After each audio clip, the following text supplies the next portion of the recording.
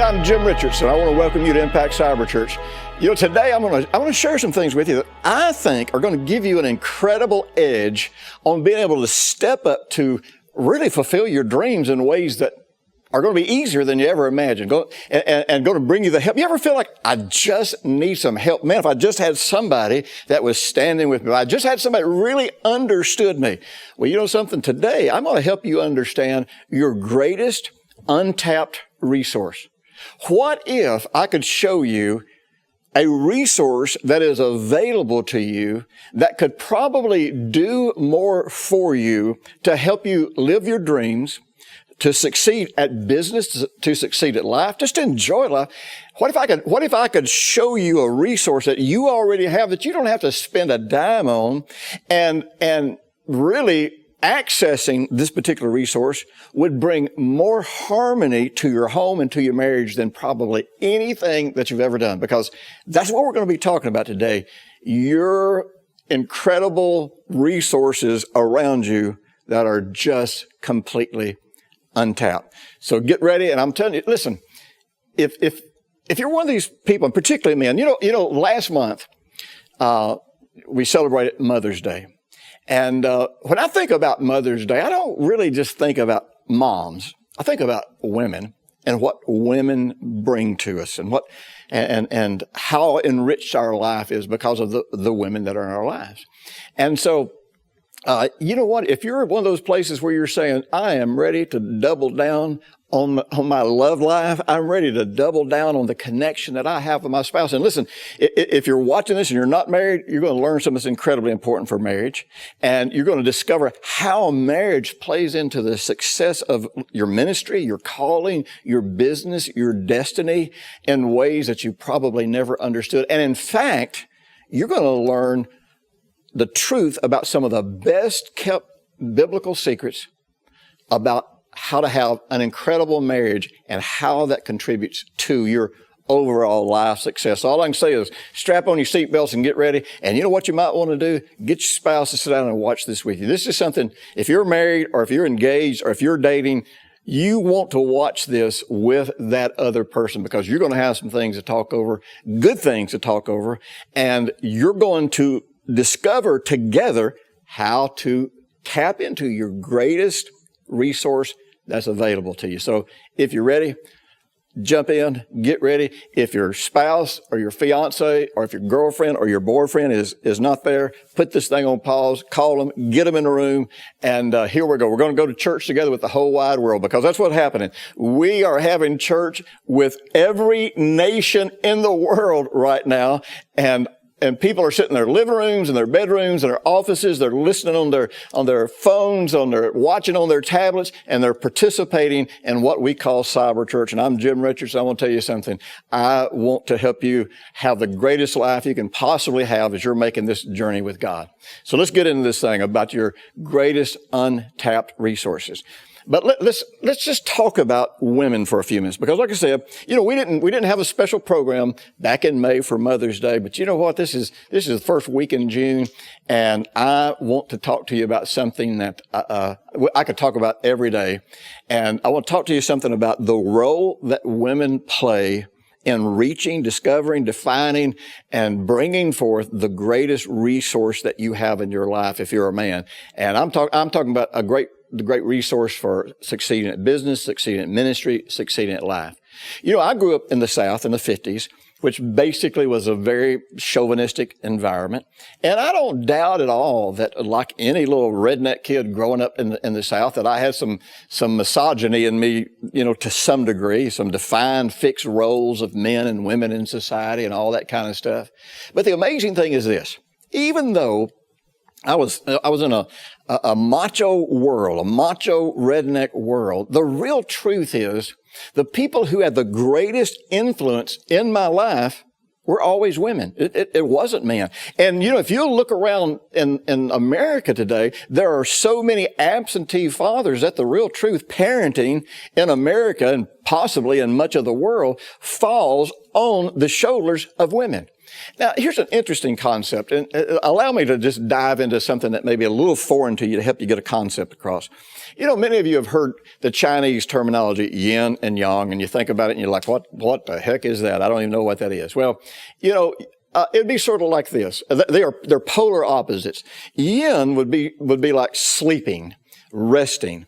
Yang would be like being active, energetic, exercising or running or working really hard. That's just one of the many ways that you understand these opposites.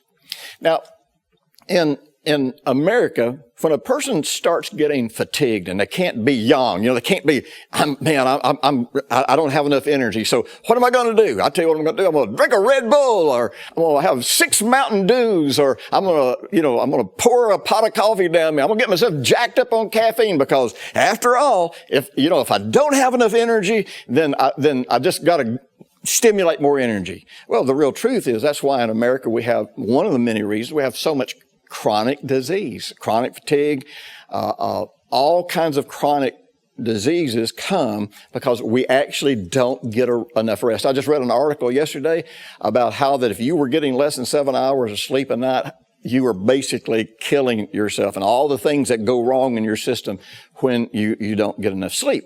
So the Chinese had this concept. It was a medical and scientific concept. It was just antiquated terms. But they said, if you want yang, if you want energy, don't try to get energy by stimulating yourself. Try to get energy by getting more yin, get more rest. Isn't that a phenomenal concept? In other words, instead of just trying to push myself over the line all the time, here's an idea. Just get the sleep that God created me to get, and I'll start waking up refreshed. I'll start waking up with energy. Now, you say, well, what's that got to do with anything? And what's that got to do with my greatest resources? Well, let me tell you this. Your greatest success would be, from this Chinese perspective, would be like this yang, this energy. Man, I'm succeeding. I'm going out here for it. But in order to do that, you've got to have this other side. You've got to have this peace and this calmness and this rest and this place where you recover your energies and recover your creativity. Well, even God himself, and I tell you, this is going to blow your head up, but even God himself presents what the Chinese would have called yin and yang characteristics in planet Earth. You see, one of the most common names of God, actually, it has to it a feminine concept. And it's not saying that God is feminine, but for example, Jehovah is a word that has always to do with nurturing, strengthening, protecting, all of these things that have to do with the feminine aspect. And then Elohim, another very common name of God, is actually emphasizes the masculine side of the warrior, the fighter, and the teacher and the instructor. You see, everything in life, for it to find wholeness. I don't like to use the word balance because we misunderstand balance. I'm not saying balance is not a little bit of bad and a little bit of good, and that's balance. Balance is where all the vital parts are there in right proportion. And so even God himself says, I have to bring things to you that cause you to rest, to be anchored. I have to bring aspects of my nature and my character to you that cause you to recover and cause you to really reflect and come up with new ideas. But also, I need to bring that type of strength to you that makes you energetic and makes you able to go out and conquer and face the battles and win the wars. In other words, you can't be who you were created to be if you are not experiencing all these different aspects of God.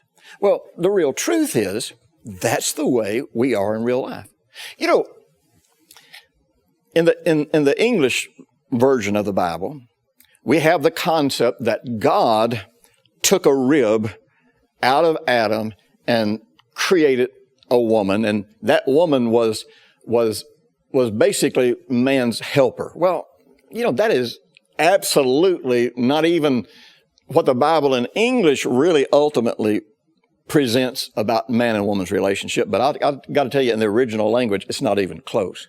Because in the original language, it says that God took from Adam's side, and the language indicates more like him taking half of Adam from one side. Now, it wasn't physically per se, but certain characteristics of Adam, and those characteristics embodied the feminine aspect of God as a nurturer and a lover and a comforter, and the masculine aspects of God as a fighter and as a warrior and as a miracle worker and as a conqueror.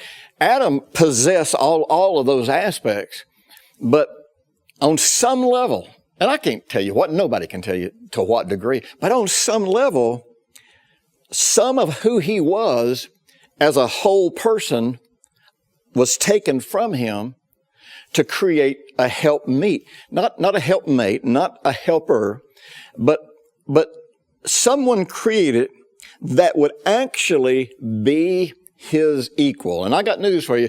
Before God, men are not preferential. Before God, men do not have a better standing. Before God, man and woman stand side by side. They stand as one. And that's really the way that it was always supposed to be. Now, when sin came into the world, and you know, I'm not going to really be able to go as far in this as I want to go, but when sin came into the world, Eve went to Adam and said, I want to share the tree of the knowledge of good and evil with you. So basically, Eve was saying, I don't want my knowledge of good and evil to come from God. I am not looking to God to help me understand good and evil. I'm going to go to Adam, and Adam and I are going to share this together.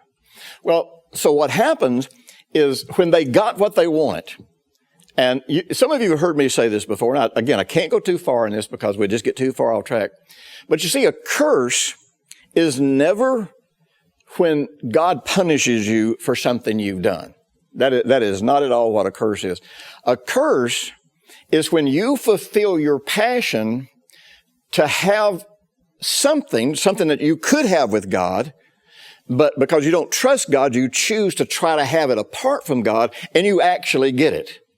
And the problem is when you get it apart from God, it's sort of like instead of trying to get energy by being wise, following God's instruction, resting, seeking God, living in peace, dealing with conflict, dealing with sin and guilt. Instead of all that kind of stuff, I'm going to take a caffeine pill. Well, the problem is that caffeine pill has got side effects. That side effects is that you're going to overstimulate your adrenal glands, and before long, your adrenal glands are going to get fatigued and exhausted, and you're no longer going to have enough adrenaline to keep yourself energetic and moving and having energy. Because you see, anything that's not harmonious with God always has a side effect.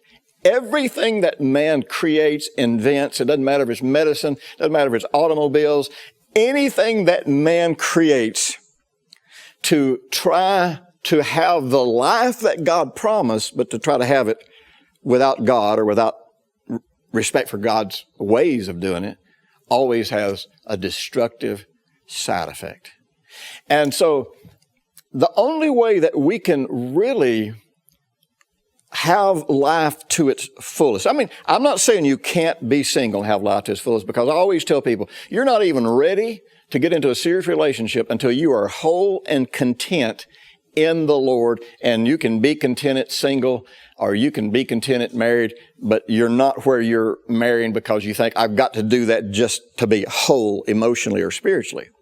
Because we're not talking, I don't really know how to explain this. We're not talking about getting whole emotionally, experientially, but we're talking about a wholeness that encompasses a realm of life, a way that you're able to perceive life, where it's like two people are looking at the same thing, and they're seeing it differently, and it's not that one is right and that one is wrong. It's that both of them have a needed, valued perspective on what they're seeing. And when you have both of those perspectives, man, you got 20/20 vision, and you can approach things in a way that you're absolutely going to succeed.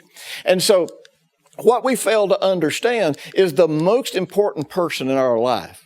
The most important asset. I'm talking to men here, and I'm talking to women who don't have value for themselves. I will tell you something. I get sick to death and heartbroken over women who complain about their husbands maybe being too dominating or something, but yet that woman doesn't have the self-worth. That woman doesn't look in the Bible and in the face of God and see who she is and realize, you know something, if you don't respect me, you're the one with the problem, because I know who I am in Jesus, and I know you need my perspective. I know you need my input. You know, that's one of the reasons I married Brenda. One of the things I was attracted to in Brenda is that most of my life I dated and got involved with women that would just lay down to whatever I wanted to do. Man, they would just give in. And you know what? You're just sort of like, why do I even need you if you're going to always agree with me? What are you bringing to my life? And Brenda was the first woman in my life that would disagree with me, that would stand up to me, that would challenge me. Now, I didn't want her in my face, and she wasn't disrespectful or mean-spirited, but you know, she would tell me her point of view. And sometimes I was too stupid to listen, but the point is, I learned that she was seeing things that I could not see. She was understanding things from a perspective that I just couldn't even wrap my head around. And I discovered that really the most important resource in my life was, in fact, my wife. Because God took some part of man that we can't see the world the way we need to see the world if we don't have that perspective. We can't see our life as we need to see our life if we don't have that perspective. Well, in most marriages, and in most marriage counseling, you got to realize I pastored for over 30 years. And, you know, we had strong family counseling programs. Many of you know that for years we had a substance abuse program, which meant we had to provide family counseling support. And when you do substance abuse counseling, people think, well, oh, substance abuse counseling, that's where you bring in the drug addict and you counsel them. Let me tell you something. You can never get an addict clean and keep them free if you don't work with the whole family. Because usually, somewhere in that family, there's a codependent enabler that enables that drug addict, makes excuses for them, bails them out, gives them money. And no matter what you do, as long as that enabler is there, why should they get free? Why should they change their life if they've always got somebody that's going to pay the bill for them? They've always got somebody who's going to get them out of trouble. So you'd get in family counseling. Of course, what would start happening is you'd start tapping into the fact that, oh, wait a minute, this child that you got that's a drug addict, this is not the only problem in this family. We've also got an incredible marriage problem right here. And so what I would discover, whether it was how they were going to deal with their drug addicted child or how they were going to manage their money, what I found was that most husbands and wives were in a constant struggle about who is right, who gets to make the decision. I've told this story many times, and sometimes guys get really mad about it, but I remember a couple that came in. Actually, this happened to more than one couple, but there's always one couple that I remember more emphatically or more clearly than others. But there was a couple, and I'm telling you, they had just gotten married, and this woman in this couple, this wife, man, she was entrepreneurial. She had businesses. Everything she touched turned to gold. I mean, she succeeded at everything. She made money at everything. And so, you know, she was a new believer, and she married a guy from a Pentecostal background, which is a pretty chauvinistic, legalistic background. And he convinced her that, you know, her submitting to him meant he needed to be in charge of the finances.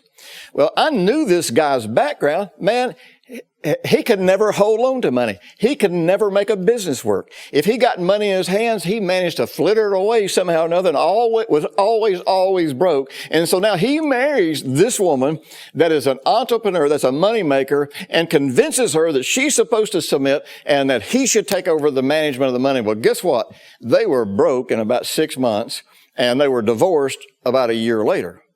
But in one of the counseling sessions that we had, it was all about who's right or who's wrong. You know, I'm the man. I'm supposed to make this. I said, whoa. I said, first of all, you don't understand anything about what you think you know about submission. But just let me ask you this. Do you think God is so stupid that he would want you to be in charge of the money when all you've ever done is lose money and all she's ever done is make money? Do you think that's how it's supposed to work? Now, some people get mad and say, oh, wait a minute. Well, let's do wait a minute. Let's jump into what we think we know versus what we know. You know, when the Bible was translated into English, this was one of the most chauvinistic times in Western culture. And the Bible was translated to reflect chauvinistic and misogynistic values. And we have ways, and I want you to understand, Western religion absolutely demoralized, devalued the roles of women in marriage and in the country. I mean, women couldn't vote. Women couldn't own businesses. For centuries, women couldn't own property. And so we have the Word of God that tells us one thing about how God created man and woman. Then we have the Western church version of how God created woman, for man. And that man was superior and the woman was a helper. She was there to help him. No, that's never been what the Bible taught. But one of the interesting scriptures that nearly everybody jumps to about the, by the way, let me read this from the Apostle Paul. Listen to this. I love this. He points out, he says, neither is man independent of woman, nor woman independent of man in the Lord. For as woman came from man, even so man also comes through woman. But all things are from God. That's 1 Corinthians 11:11.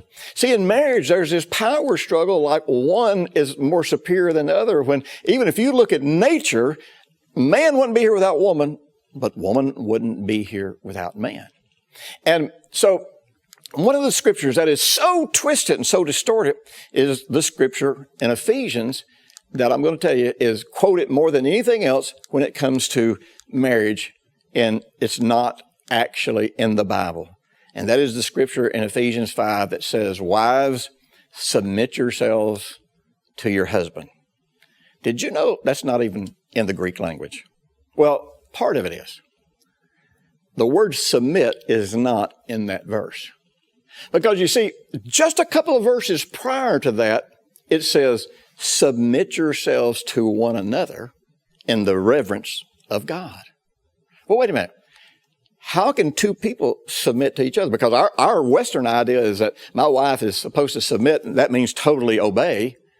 Well, how can two people totally obey each other? Well, number one, submit doesn't mean totally obey. It means to be yielding, willing to listen, willing to take that other person's input, willing to bring what they see and what they believe into the situation. Value the part that they bring.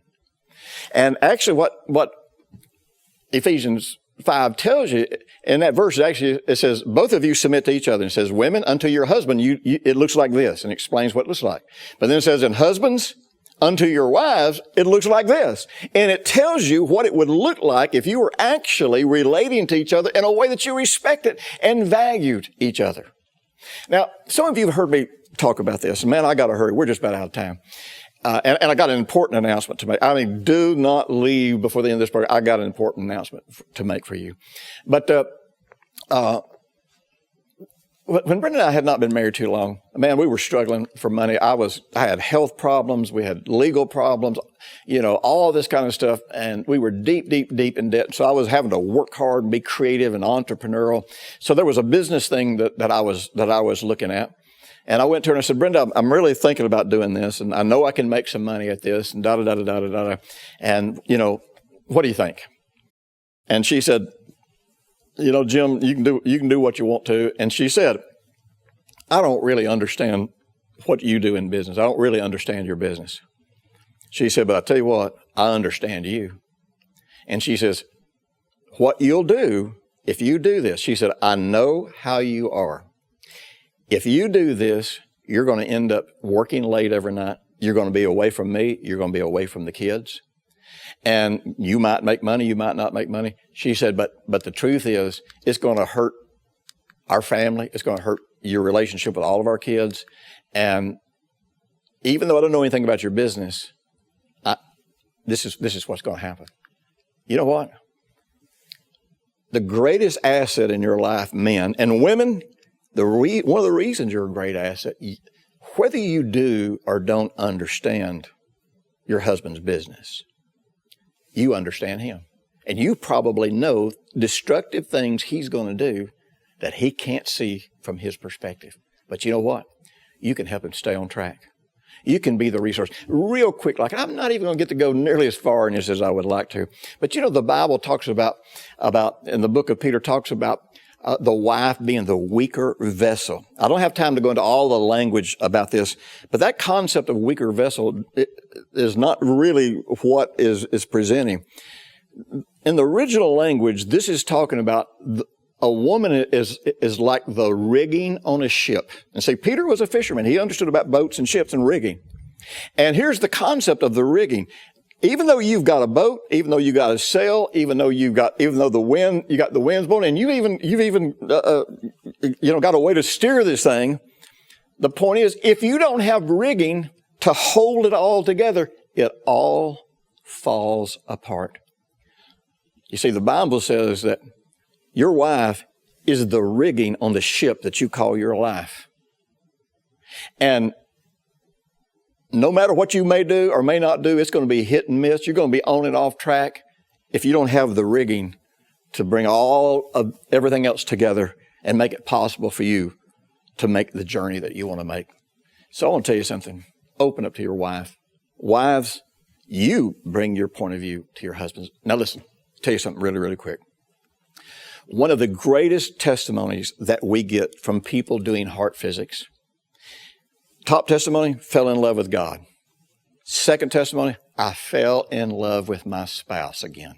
And I'm telling you, it's amazing at the people that fall in love with God because they go through a 30-day process of every day connecting with God in their heart. Well, you know, heart physics, it cost me over $1 million to develop heart physics. And so it's an expensive product. It's a 30-day life renewal product that costs $250. And so many people want to go through it. We've been looking for a way for people to go through heart physics without having to spend that kind of money.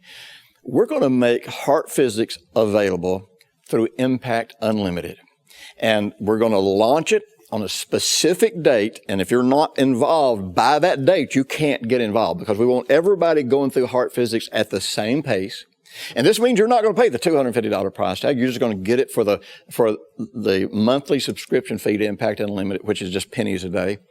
But here's going to be the great thing. I'm going to get to do what I've never been able to do before. I am going to weekly coach you through heart physics. In other words, besides all that you have in the heart physics program, every week we're going to have a live online connection time with everybody that's going through heart physics. We're going to answer your questions. You don't want to miss this. Go over and register at Impact Unlimited right now or pay attention for updates, but it's coming soon.